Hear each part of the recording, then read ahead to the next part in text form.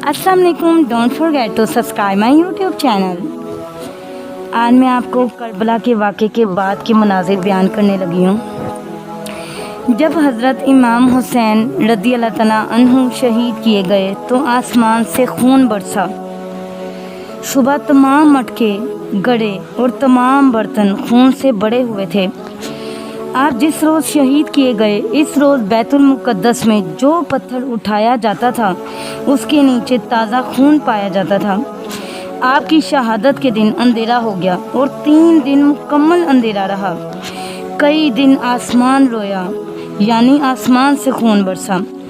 बाज़ मौरख़ीन ने कहा 7 दिन तक आसमान रोया।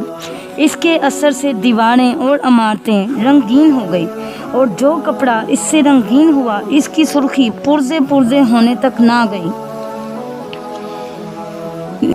जब सर मुबारक इमाम हुसैन रज़ी अल्लाह तआला अन्हु को लोग नेज़े पर लिए जाते थे, सर मुबारक के सामने एक शख्स सूरत काफ पढ़ रहा था। जब वो इस आयत पे पहुंचा, असहाबे काफ व रकीम हमारी निशानियों में से थे। इस वक्त अल्लाह ने सर मुबारक को गोयाई अता फरमाई। आप रज़ी अल्लाह तआला अन्हु ने फरमाया, असहाबे काफ के वाक़े से मेरी शहादत और मेरे सर को लिए फिरना अजीब तर है। असहाबे काफ साल के तवील ख्वाब के बाद बोले थे, ये ज़रूर अजीब है, मगर सर मुबारक का तन से जुदा होने के बाद कलाम फरमाना इससे अजीब तर है। शहादत इमाम हुसैन के दिन सूरज को ग्रहण लगा। ऐसी तारीकी हुई कि दोपहर में तारे नजर आने लगे। आसमान रोया, ज़मीन रोई। आपका सरे अनवर खुली बिन यजीद के पास था।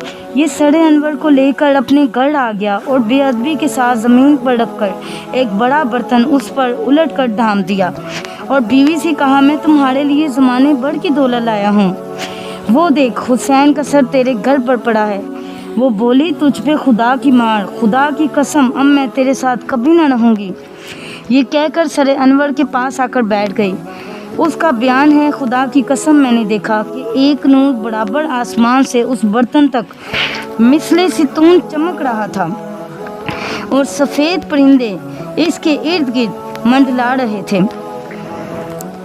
एक राहब ने सरे मुबारक देखकर कहा, क्या 10,000 अशरफियाँ लेकर इस पे राज़ी हो सकते हो कि एक रात ये सर मेरे पास रहे? इन लालचियों ने कबूल कर लिया।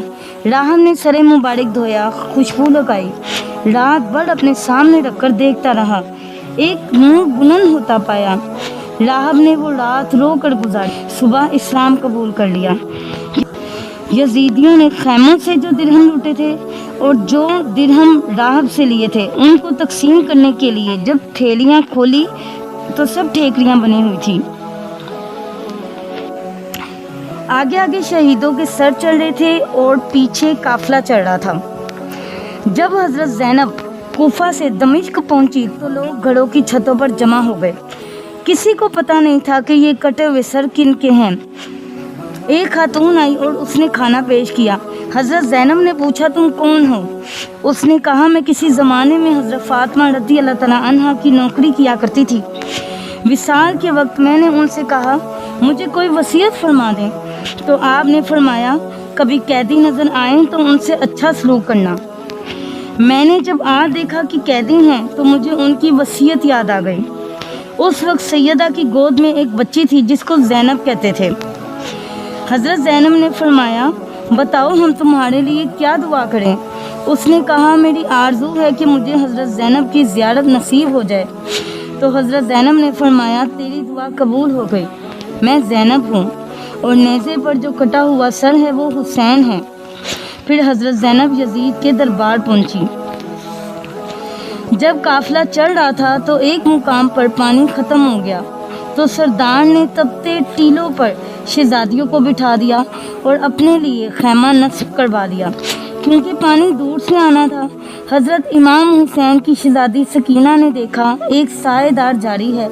आप वहाँ जाकर मिट्टी का सिरहाना बनाकर लेट गई और सो गई। पानी आया और काफिला चल पड़ा तो थोड़ा आगे जाकर जिस शख्स के हाथ में हज़रत इमाम हुसैन के सर का नेज़ा था वो छूटकर ज़मीन में गड़ गया। उसने निकालने की बहुत कोशिश की लेकिन ना निकल सका। وہ حضرت امام زین العابدین کے پاس گئے کہ یہ کیا معاملہ ہے، آپ کے بابا آگے نہیں چڑھ رہے۔ وہ سیدہ زینب کے پاس گئے کہ آپ قافلے میں شہزادیوں کو گن لیں، لگتا ہے کوئی شہزادی رہ گئی ہے۔ سیدہ زینب نے ایک ایک کا نام لیا۔ جب حضرت سکینہ کا نام لیا تو کوئی جواب نہیں آیا۔ وہ تڑپ اٹھی اور رات کا وقت تھا، انہیں ڈھونڈنے کے لیے بھاگی تو دیکھا کوئی نقاب پوش عورت ہیں اور سیدہ سکینہ کو گود میں لے کر بیٹھی ہیں، اور سیدہ سکینہ کربلا کی کہانی سنا رہی ہیں اور وہ نقاب پوش خاتون روتی ہیں۔ سیدہ زینب نے آگے بڑھ کر پوچھا، آپ کون ہیں؟ انہوں نے نقاب ہٹایا اور فرمایا، زینب بھول گئی ہو، تمہاری ماں فاطمہ ہوں۔ یہ ان کی روح مبارک تھی، رخصت ہو گئی۔ جب یزید کے دربار پہنچے تو وہاں حضرت زینب نے خطبہ دیا۔ حضرت زینب نے کہا کہ اللہ اور اس کے رسول نے سچ کہا ہے، جو برے کام کرتے ہیں ان کا انجام یہ ہوتا ہے کہ وہ خدا کی نشانیوں کو جھٹلانے لگتے ہیں اور ان کا مذاق اڑاتے ہیں۔ یعنی تو جو آج خدا کی نشانیوں کو جھٹلا رہا ہے، اور جس طرح مکہ کے بت پرستوں نے جنگ احد میں کچھ مسلمانوں کی شہادت سے خوش ہو کر گیت گائے تھے، تو بھی فرزندان رسول کی شہادت سے خوش ہو کر شعر خوانی کر رہا ہے۔ تو تیرا یہ حال کیوں ہے اور یہاں تک نوبت کیسے پہنچی؟ یہ سب تیرے اعمال کی شامت ہے۔ تم لوگ فرزندان رسول کو شہید کرتے ہو اور پھر حق و صداقت کا نام لیتے ہو۔ یزید نے سیدہ سکینہ کو دیکھ کر پوچھا، یہ کون ہے جو اپنا چہرہ اپنے ہاتھوں سے چھپا رہی ہے؟ اس نے یہ سوال 3 دفعہ کیا مگر سیدہ نے جواب نہ دیا۔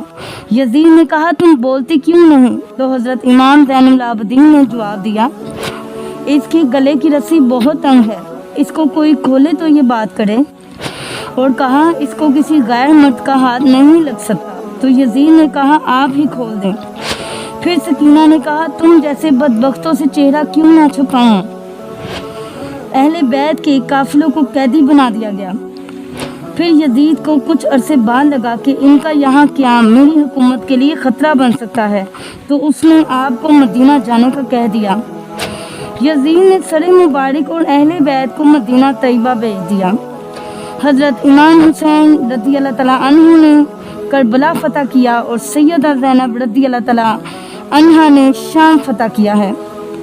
واقعہ کربلا کے بعد یزید نے مدینہ کے اندر 700 صحابہ کو شہید کیا اور کعبہ پر پتھر برسائے، حتیٰ کہ پورا مطاف پتھروں سے بھر گیا۔ کعبے کا غلاف جل اٹھا۔ حضرت اسماعیل علیہ السلام کی قربانی کے وقت جو دمبا آیا تھا اس کے سینگ کعبے کی چھت پر تھے، وہ بھی جل گئے۔ 3 دن مسجد نبوی میں اذان نہیں ہوئی۔ مسجد نبوی میں یزید کی فوجوں کے گھوڑے بندھے رہے۔ وہ تخت و تاج جس کے لیے یزید نے اتنا کچھ کیا تھا، اس کے اپنے بیٹے نے اس تخت پہ تھوکا۔ یزید کا بیٹا جب تخت نشین ہوا تو وہ 6 ماہ گھر سے نہیں نکلا، اس کا جنازہ ہی نکلا۔ تو لوگوں نے کہا، آپ تخت پر بیٹھیں۔ اس نے کہا، میں اس پر نہیں بیٹھ سکتا جس سے آل محمد صلی اللہ علیہ وسلم کے خون کی بو آ رہی ہے۔ اس کا تخت سمٹ گیا، ایک مرض سے تڑپتا ہوا مرا اور ذلت کی موت مرا۔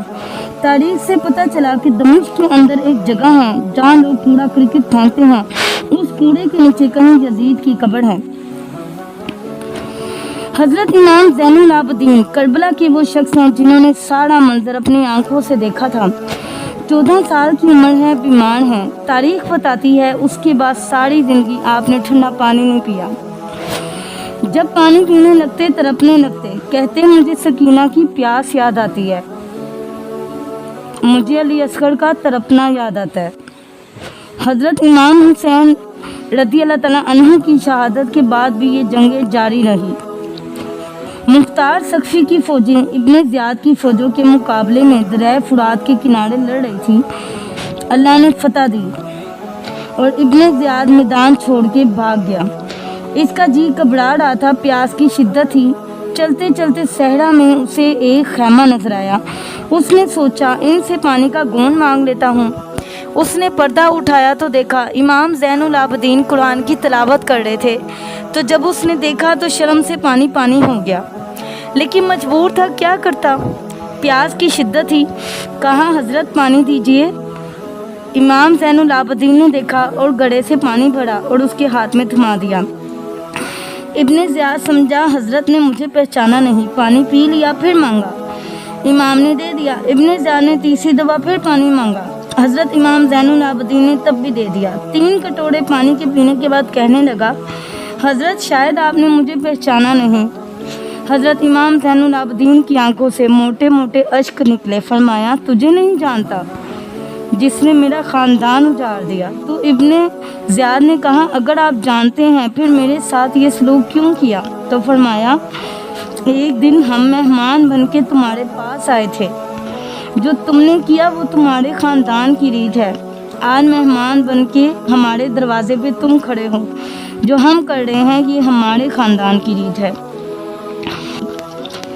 खुली बिन यजीद ने दुनिया की मोहब्बत की वजह से सरे अनवर तन से जुदा किया था, मगर चंद ही बरस में इस दुनिया में उसका दर्दनाक अंजाम हुआ। चंद ही बरस बाद मुख्तार ने एक हुक्म दिया, करबला में जो शख्स लश्कर यजीद के सिपह सलार उमर बिन साद का शरीक था वो जहाँ पाया जाए मार डाला जाए। मुख्तार के लश्कर ने जिसको जहाँ पाया ख़त्म कर दिया, लाशें जला डाली। खुली बिन यजीद गिरफ्तार करके मुख्तार के पास लाया गया। मुख्तार ने पहले इसके हाथ पांव कटवाए, फिर सूली चढ़ा दिया, आखिर आग में फेंक दिया। यजीद के बाद सबसे बड़ा मुजरिम कूफे का गवर्नर इब्ने ज़ियाद था, जो सिर्फ 6 बरस के बाद दरिया फुरात के किनारे इंतहाई जिल्लत के साथ मारा गया। उसका सर काट कर मुख्तार के पास कूफा भिजवाया गया। तमाम यजीदियों को तरह तरह की अजियतों से कत्ल कर दिया गया। इसने कातिलीन हुसैन को चुन चुन कर मारा और हुसैन से मोहब्बत करने वालों के दिल जीते। मगर एक रवायत ये है कि उसने नबूवत का दावा कर दिया था और कहने लगा, मेरे पास वही आती है। अगर ये बात दुरुस्त है तो यहाँ वसवसा पैदा हो सकता है कि इतना ज़बरदस्त मुहिब अहले बैत किस तरह गुमराह हो सकता है। अब देखें, शैतान भी बहुत ज़बरदस्त आलिम फाजिल और आबिद था। उसने हज़ारों बरस इबादत की थी, मगर जब अल्लाह ने फरिश्तों को सजदे का हुक्म दिया तो इब्लीस ने सजदा करने से मना कर दिया और अल्लाह ने शैतान को आसमान से निकल जाने का हुक्म दिया। इसलिए दुआ करनी चाहिए कि हमारा खात्मा ईमान पे हो।